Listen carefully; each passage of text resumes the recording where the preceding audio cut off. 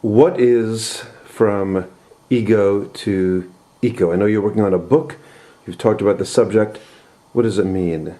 Well, it's really a simple story. Is that I think that because we are now living in a network society where people are connected with mobile devices and social networks, is that our entire business logic is shifting from this idea of building sort of empires and what used to be called castle building, like Apple and Microsoft, which is to create large entities that own things and drive things and own the user. Now all success is based on sort of a network scenario. So you're actually becoming part of a larger story where it takes other people to be successful as well. So it's interdependent rather than independent.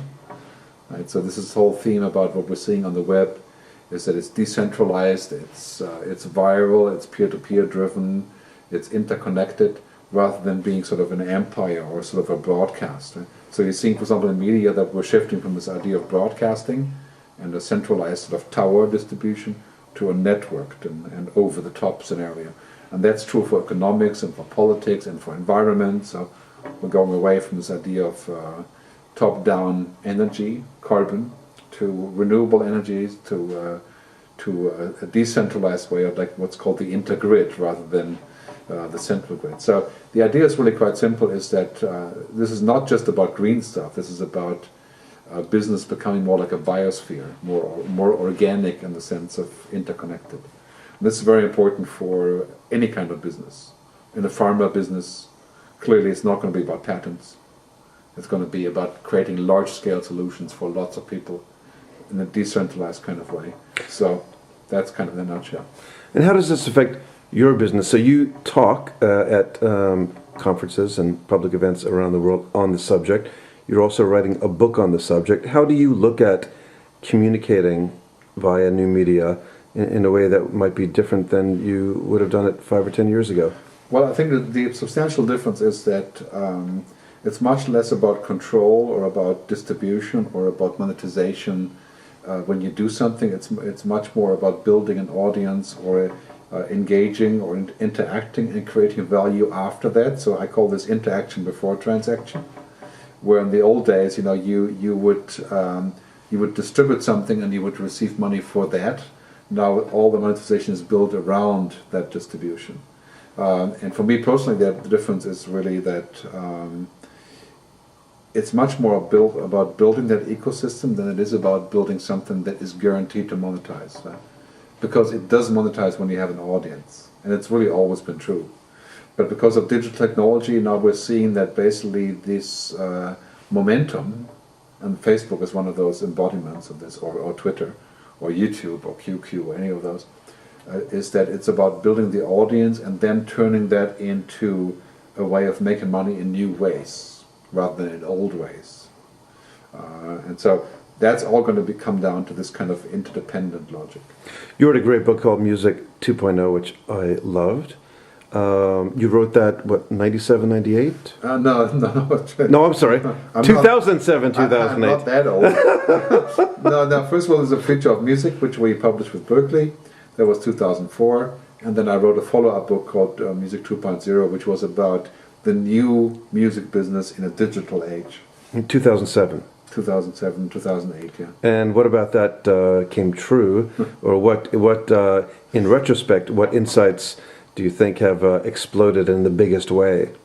Well, I mean, I think most of the stuff that we wrote about in the Future of Music and Music 2.0 was quite obvious to be true. For example, this what we call the universal music device, which is really what Apple has created, and the fact that access was for planning ownership, so you don't own music, you click on it.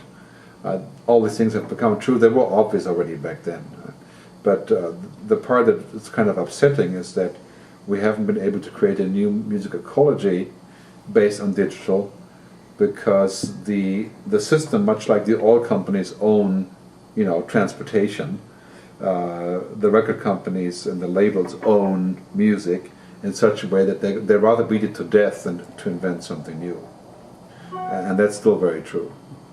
You are a fan of the idea of live streaming concerts, and you think in 5 to 8 years from now that might have some transformative effect about how artists relate to their fans. What do you see as the future of live streaming music? Well, I mean, in general, of course, it's true that pretty much everywhere in art, it's all about the experience and the uniqueness and the immersion into that art, whether it's music or films.